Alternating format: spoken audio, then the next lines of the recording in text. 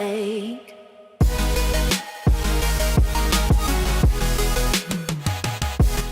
Welcome, guys, back to another MLB The Show 18 episode here with the Chicago White Sox, continuing our franchise mode, and we pick up where we left off.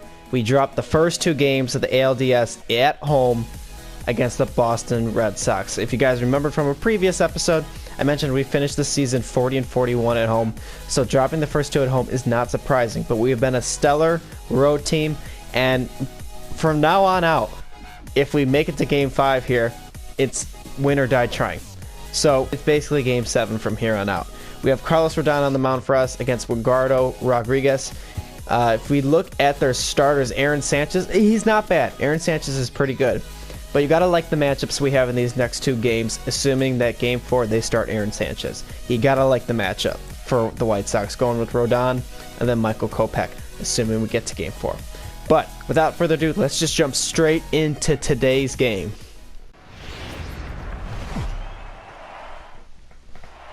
Welcome everybody to Boston, Massachusetts. We're here at Fenway Park as it is Game 3 of the American League Division Series between the White Sox and the Red Sox. So the White Sox are on the road here. They finished the regular season 53-28 on the road, so they are a great away team. They have Carlos Rodon on the mound tonight, but the biggest thing here is the batting. Adam Eaton and Yohan Moncada are 1-2 in the lineup. They're together 0 for 15. Eloy Jimenez is batting third. He hasn't gotten a hit this postseason so far through the first two games. You can see the White Sox were crushed in Game 2, 11-0, only managing 2 runs against Sale in Game 1. Rafael Devers, who's batting fifth in the lineup, hasn't had a hit, so the White Sox need to get the offense going tonight. Tonight is the night. The only substitution made is Nicky Delmonico is in for Scott Schiebler. Scott Schiebler will be on the bench to start this game. And we are almost ready to start Game 3 of the American League Division Series. As you can see, the Red Sox are cheering as their team is being introduced. Red Sox once again in the postseason. No surprise there with the talent on their roster. White Sox, they got so close to the World Series last year, 1 game away. They don't want to get swept in the first round this year, especially after they've made some moves to make this team better. So we are about to start Game 3 of the American League Division Series. Game 3 about to start here. White Sox, Red Sox. As you can see, Mike Butcher, he's had a little bit of an up and down season. Expectations were high this year, and like I said, you can see the batting average. 0-0-0 for the first 3. Davidson 286, and then Rafael Devers is a big 0-2. So the big part of the lineup, 1 through 5, really not producing for the White Sox. As you can see, Edgardo Rodriguez on the mound. He was 9-12 in the regular season with a 4.66 ERA.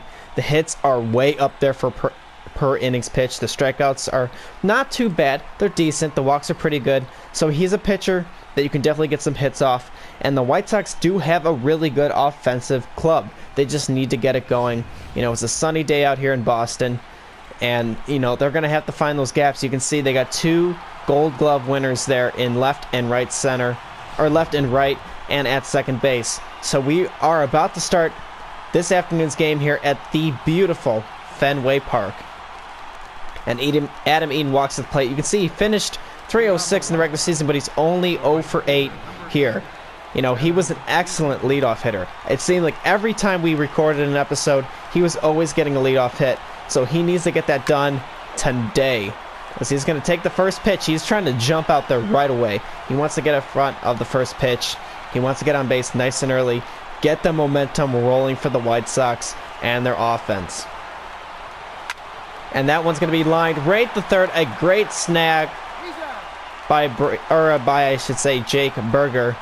And now Adam Eaton hitless streak continues. It is time for the Red Sox to come to the plate, as it is Carlos Rodon on the mound. He's finishing his warm-up pitches as the White Sox went down 1-2-3 in the first inning. So Eaton, Moncada, and Jimenez both going down. Their hitless streaks continue here in the postseason, but it's early. It's the first inning. Alexander Bogaerts walks to the plate. He's 3 for 10 so far in this series. You're going to notice one thing about the Red Sox hitters so far is they're going to have a lot more plate appearances and at-bats. Considering, they were 11-0 in Game 2. They definitely got a lot of plate appearances, as that is going to be ball one. Carlos Rodon has been shaky at times. His control has been inconsistent throughout the season. The second half of the season was much better for him. So it's going to be very telling very early for Mike Butcher and the White Sox to see how Rodon's control is. You know, if it's shaky, Mike Butcher might not be afraid to go to the bullpen early. You know, they have a day off coming. If they get to Game 4 and they make it to Game 5, they have that day off. They have Michael Kopech set to go for Game 4 if we get there. As this one's being grounded to Tim Anderson at short. He's going to toss it over the first, and it's going to get away. Not what the White Sox wanted. A leadoff error. As you can see, Rafael Devers not happy with the throw. You can see Bogart's speed definitely put a lot of pressure there on Anderson. And right from the release, definitely high. Thankfully, blocked by that border there, so no extra bases. But the leadoff hitter is on for the Boston Red Sox. Rafael Devers up to the plate. He's 0 for 6 so far in the ALDS. So far, 4 up for the White Sox, 4 down. Devers trying to get the first base runner on for the White Sox today. It's 0-0 so far, top of the second inning. That leadoff error didn't come around to haunt the White Sox. Thankfully, those usually do. That and leadoff walks. As Devers is going to take this one for a drive out to center field. Not going to be deep enough, though, but he got some solid wood on it for the second out here in the second inning. And we take a look at the postseason bracket. You can see the Giants swept the Cubs and the Dodgers swept the Washington Nationals, so it's going to be a California NLCS. Josh Bell to the plate. He's 1 for 6 so far in the first 2 games of this series. You can see his numbers finishing out the season. The former first baseman for the White Sox traded away to Boston this season in return for Rafael Devers. A lot of familiar faces on both clubs here. As 1-0 the count. As that slider is going to be taken down the line towards Pesky's pole. And that ball is going to thankfully get out of play. Pesky's pole, very famous for a lot of short home runs right down the right field line there.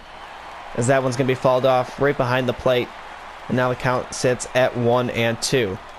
Definitely saw a lot of good movement on that last slider from Rodon, even though it was hit pretty well. And that one's going to be a little bit inside, but you can see the movement is there. It seems the control is there as well. And that's when you know Carlos Rodon is on. When his changeup and his slider are working and he's controlling them, that's when the White Sox are going to have success. As Bell has worked the count full at 3-2. And that one's going to be left a little bit over the plate. Josh Bell not able to get enough on it, and he's going to fall it behind the plate as the count remains full at 3-2. And that, he's going to paint the corner. That is going to be strike 3. Rodon gets a strikeout, striking out his former teammate, Josh Bell. Adam Eaton back up to the plate as it is 1-0 Red Sox here in the top of the 4th inning. A 2-out Josh Bell double brought in the first run of the game, as that pitch is going to be a little bit low but called for strike 1. So the White Sox still hitless in this game. They have no hits as we're here starting off the 4th. So if you're a White Sox fan, you might be getting a little bit worried as the White Sox bats have gone a little bit cold here through the first 2 and a 3rd games here. But Adam Eaton, the lineup is back around, and he's going to try to get on base as he's going to foul that one off, and now he's down 1-2 in the count. So only 25 pitches so far by Rodriguez. And that is going to be number 26, and that is going to be another K for Rodriguez, who gets Adam Eaton swinging on a pitch outside of the zone. Jake Berger to the plate. I'm recording another at-bat in this inning. Mookie Betts was up to bat, a drop third strike, and we challenged the play, and he was out by half a step. The call on the field was safe, as this ball is going to be popped right to first base, and that is going to be out number 3, so I will continue to not talk. We go to the top of the 5th inning, as Devers is going to be up at the plate. Rafael Devers to the plate. He's 0 for 1, and the White Sox are getting further and deeper into this game, and they've only got 1 hit to show for it. The White Sox really need to get some base runners on, and they need to move them around, as Devers is going to take a cut at 1 low. 30 pitches so far. White Sox, they're swinging early in counts. They're not getting good contact. As that one is going to be a little blooper, and that right there is what the White Sox need. A little blooper right over the third baseman's head, Jake Berger, and a leadoff batter on here in the fifth for the White Sox. That is the kind of hit that starts rallies. That little blooper that you can do nothing about if you're defensively on. That doesn't make sense, but if you're the defensive team, that is something you can have absolutely no control over. That is a perfect placed hit. Dustin Pedroia up to the plate. White Sox, after getting that leadoff hit, went down 1, 2, 3, 3 straight strikeouts. And now with nobody out here in the fifth, Dustin Pedroia is up to the plate with runners on second and third. So the White Sox only down a run, but the Red Sox are threatening, as that slider is going to be outside for ball one. 61 pitches so far for Carlos Rodon, the lone left-handed starting pitcher in the lineup, or the rotation for the starting Chicago White Sox staff, as that one's going to be hit into center field.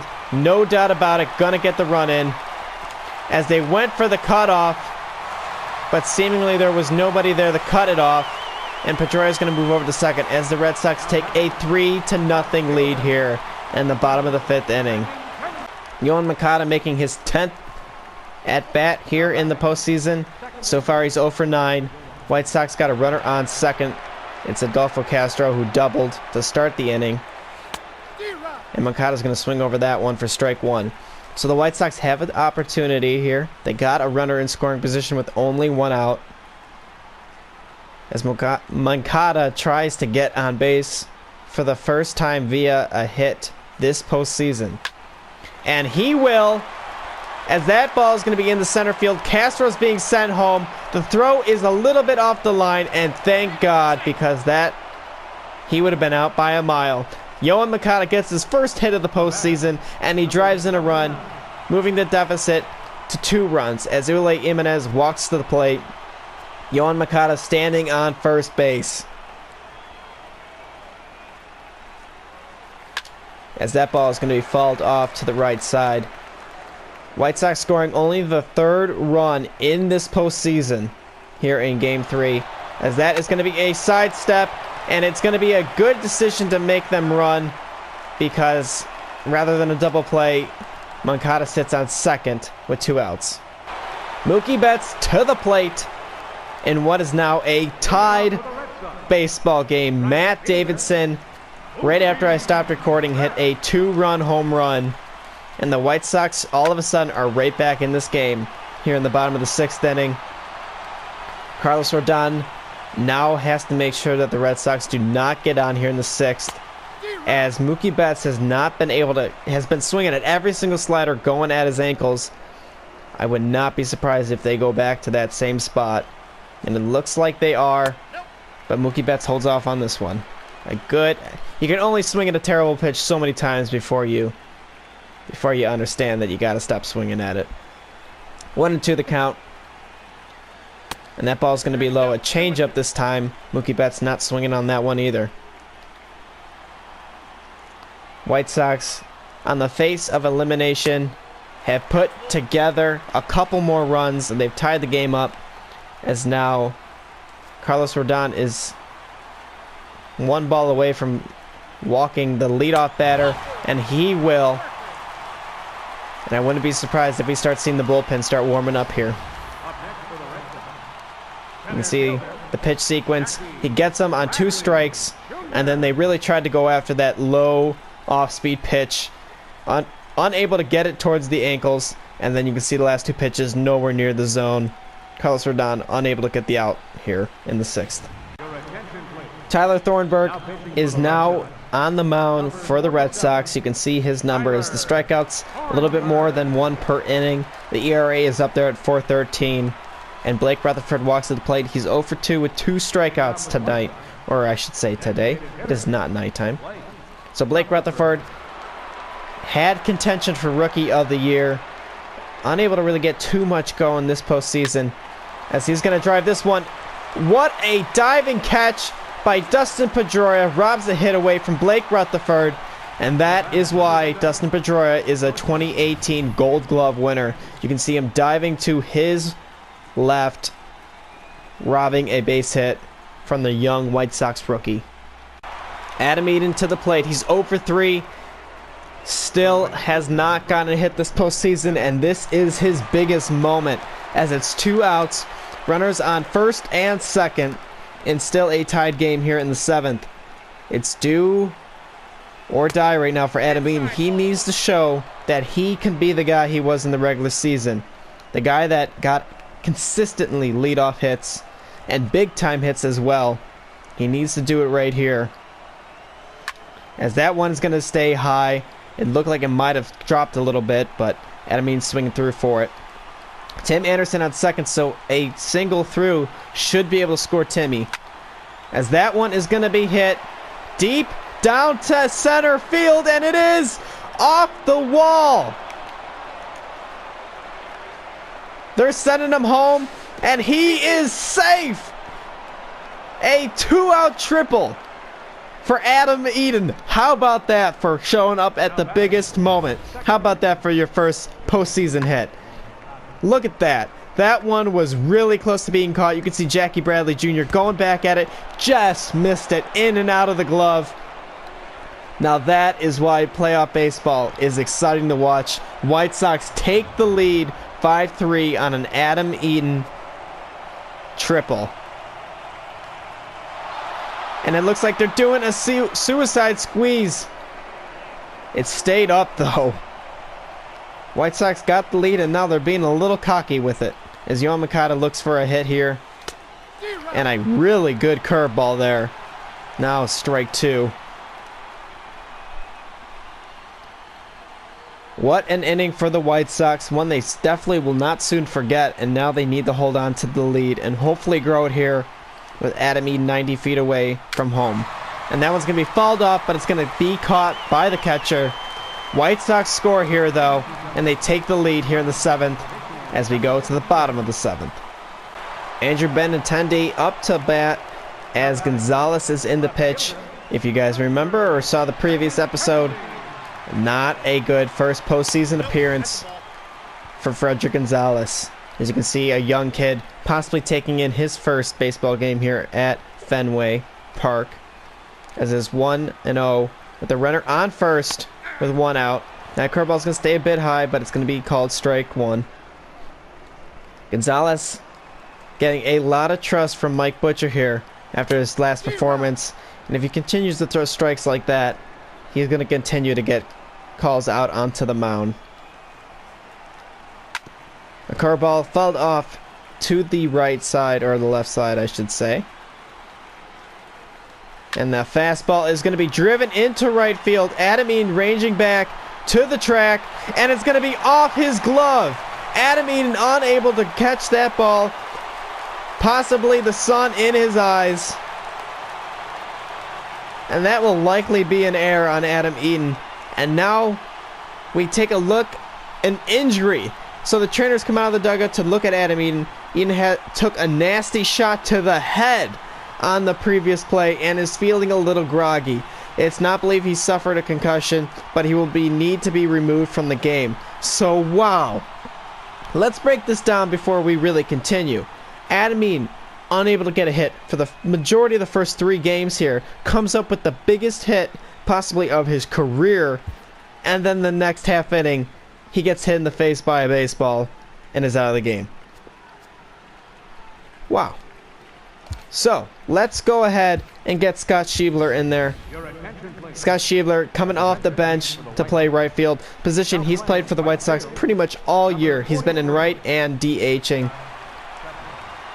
As now Josh Bell walks to the plate. And it looks like they are going to intentionally walk Josh Bell to load the bases here in the 7th. Looks like they're going to be looking for a double play ball. Holy cow, this game got really exciting, I would definitely say. As that one's going to be hit, they're going to go home with it, and he's safe.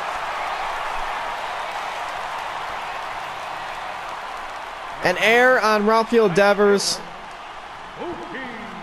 Defensively, not a good game for the White Sox as Mookie Betts walks to the plate. A guy who you're going to have a hard time turning a double play on.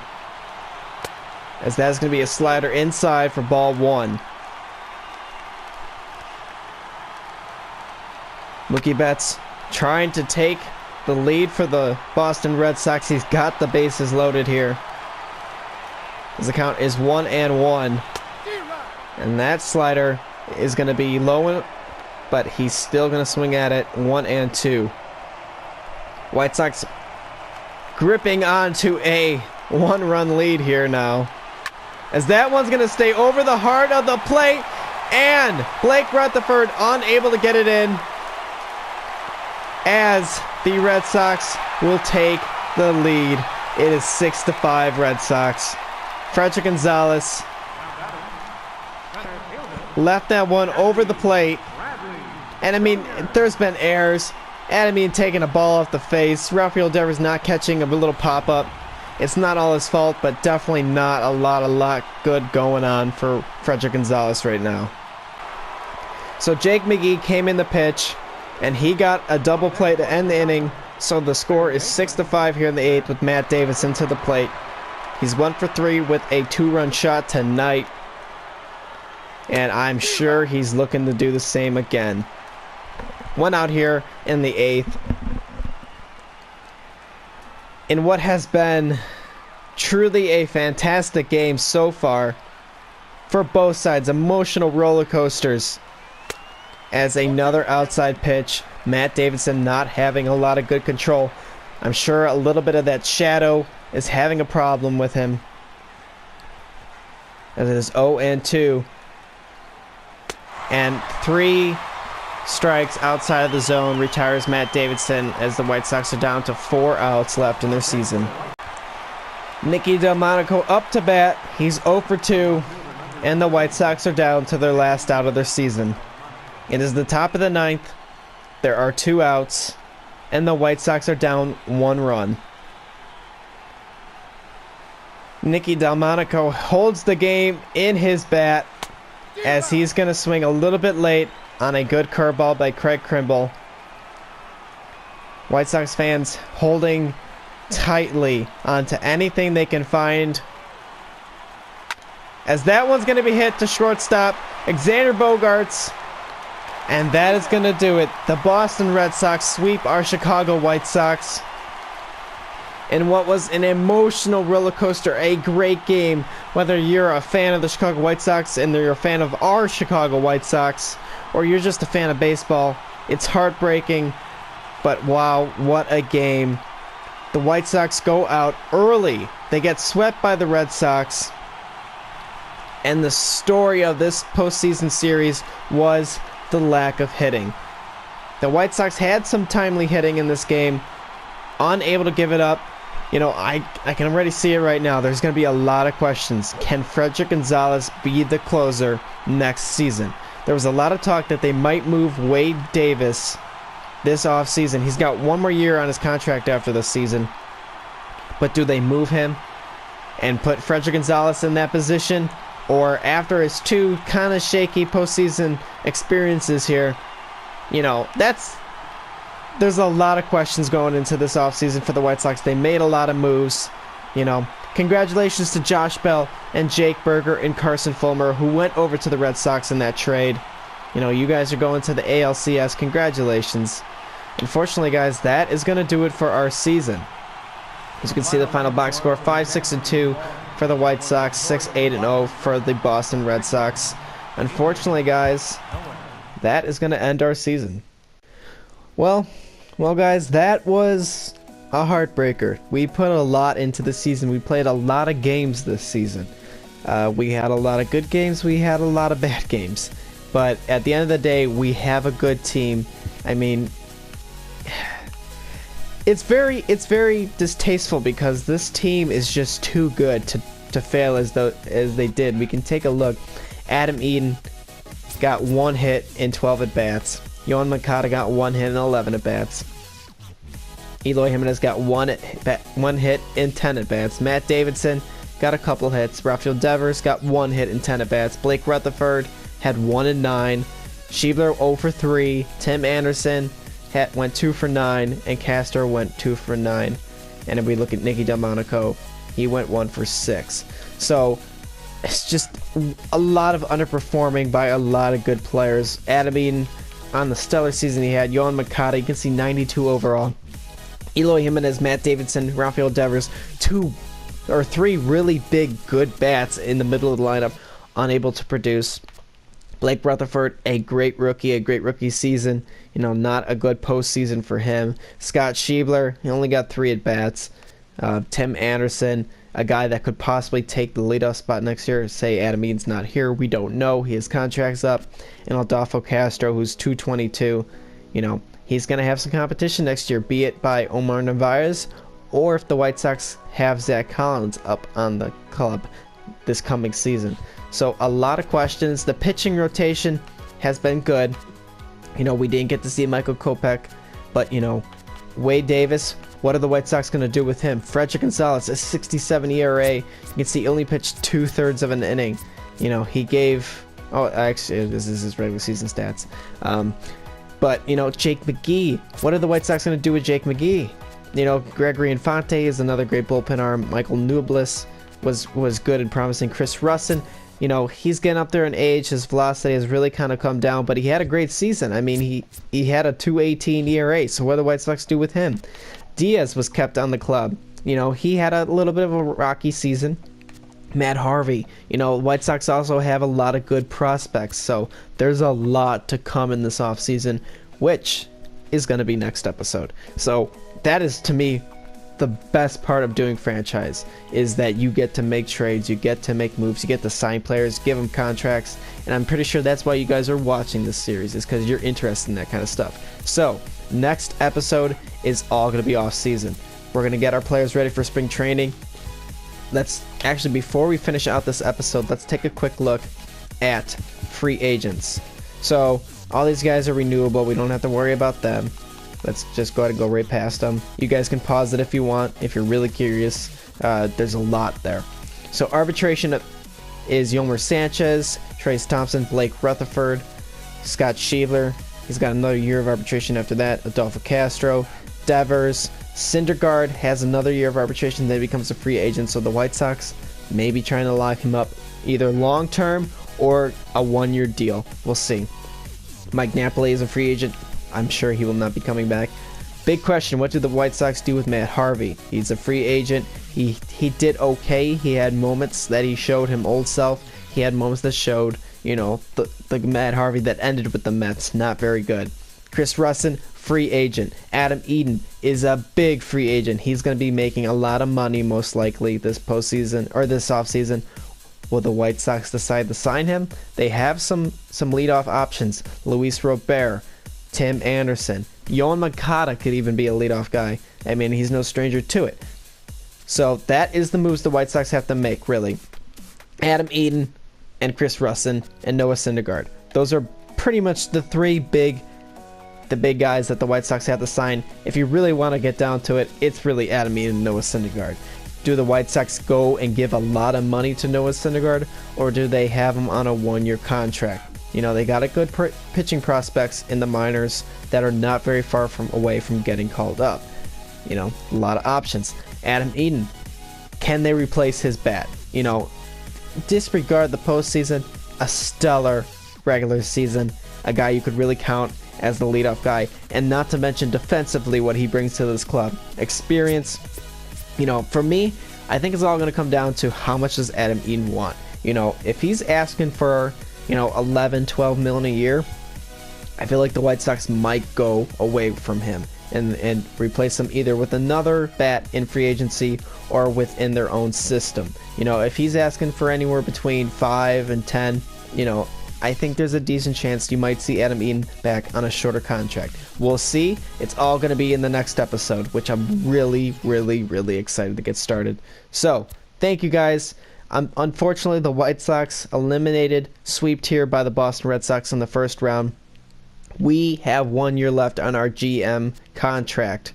If we take a look at that, You know, our job security is high. You know, I want to stay with the Chicago White Sox. I don't want to go anywhere else. I put a lot of effort into this team, a lot of trades, and it's also my favorite team. I know a lot of people like going into other GMs, and I might do that for another series. But for this series, I mean, I really love the White Sox, and I want this team to win. I really want to see the White Sox lift that World Series trophy after winning Game 7 against the Chicago Cubs. You know, that's what I want to see, and I hope that's what you guys want to see as well.